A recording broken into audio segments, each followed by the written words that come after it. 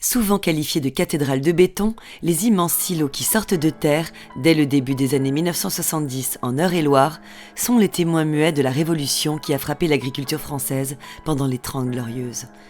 Il aura fallu moins de 4 décennies pour que les géants américains, canadiens et argentins qui ont forcé l'admiration des architectes d'avant-garde apparaissent dans nos campagnes.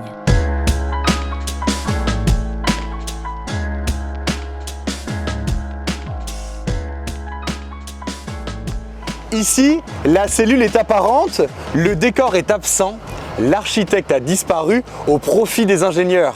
Mais malgré tout, le fonctionnement du silo reste un mystère pour tous ceux qui ne l'ont pas visité. C'est un mystère que nous allons lever aujourd'hui.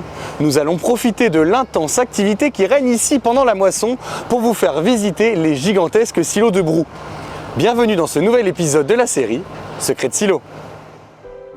C'est au début des années 1970 que la SCAEL, qui possédait pourtant plusieurs petits silos devant la gare de Brou, décide la construction d'un silo de grande capacité à l'écart de la ville. L'objectif est clair, regrouper le grain provenant des petits silos de collecte éparpillés dans la campagne dans ce nouveau silo afin d'expédier le grain par train complet. Entre 1950 et 1970, en moins de 20 ans, la production de céréales a été multipliée par 2. Elle sera multipliée par 3 dans les années 1980. L'augmentation de la production des céréales est liée à la modernisation des techniques comme au développement des céréales secondaires comme l'orge, le seigle, l'avoine et le maïs. L'Eure-et-Loir étant à ces dates dépourvue d'industries utilisatrices, des grands moulins par exemple, les agriculteurs doivent exporter leur production en dehors du territoire. Le problème n'est pas nouveau. Il est à l'origine de la création des silos de Rouen par les coopératives d'Eure-et-Loir sous l'impulsion du président de la SCAEL, Jacques Benoît, vers 1954. Mais dans les années 1970, l'augmentation des quantités produites amplifie encore le phénomène. Il faut davantage de capacité de stockage et la possibilité d'expédier rapidement le grain par train ou camion pour éviter l'engorgement. Le silo de Brou réunit 4 générations de silos. Ils découlent tous d'un même principe, mais nous verrons qu'ils le déclinent de manière bien différente. Je vous propose dès à présent de suivre le circuit du grain étape par étape. Nous voici devant la trémie de réception du grain. C'est ici que les agriculteurs versent leur grain après que sa qualité ait été analysée par les équipes du silo. Le grain est alors ramené vers les pieds des élévateurs qui, comme leur nom l'indique, élèvent le grain jusqu'en haut de la tour. Le principe est le même depuis plus d'un siècle et demi. La gaine de l'élévateur abrite un tapis en caoutchouc sur lequel sont fixés des godets qui, comme des petites pelles, attrapent le grain et le montent jusqu'en haut de la tour de travail. Arrivé en haut de la tour de travail, à la tête des élévateurs, le grain emprunte une direction précise, soit directement vers les cellules, soit vers des machines, grâce à ces boîtes de direction commandées électriquement depuis le bureau. Mais systématiquement, le grain est envoyé dans des émoteurs et des épurateurs qui débarrassent le grain de sa cosse et de la paille. Il faut imaginer une succession de tamis superposés qui effectuent des mouvements très rapides. Les grains passent de l'un à l'autre par gravité et tombent par ce tuyau dans une autre machine ou vers un pendulaire qui l'enverra en direction d'un tapis à bande. La paille et l'écosse empruntent cet autre tuyau et sont évacués soit vers des sacs, soit vers un lieu de stockage. Car ici, rien ne se perd. Ces déchets sont revendus pour la méthanisation.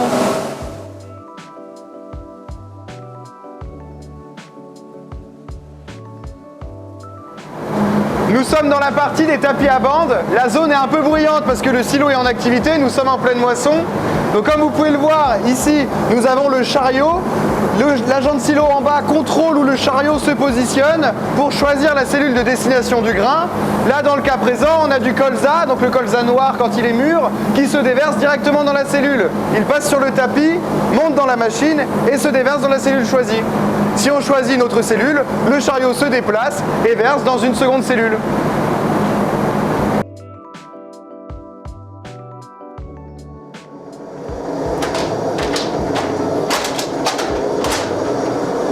Nous nous trouvons ici dans la galerie sous les cellules.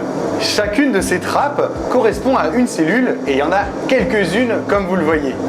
Pour reprendre le grain des cellules et l'expédier hors du silo, on fait le chemin à l'envers. On ouvre les trappes situées juste ici et le grain s'écoule dans ce tapis à chaîne sous mes pieds, puis il tombe dans le pied des élévateurs situés en contrebas avant de repartir dans les installations où il est à nouveau nettoyé avant d'être envoyé vers sa destination. Et la destination, ça peut être le chargement d'un camion ou bien celui d'un train.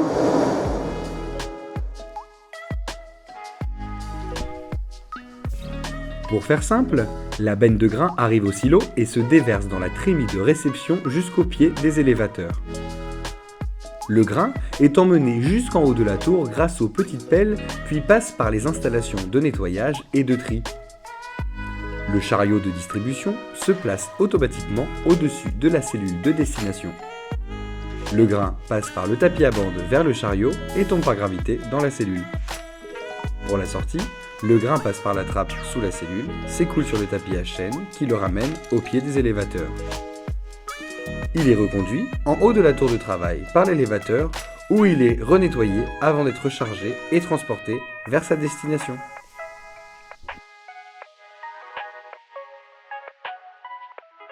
Nous nous trouvons près du poste de remplissage pour le chargement des trains.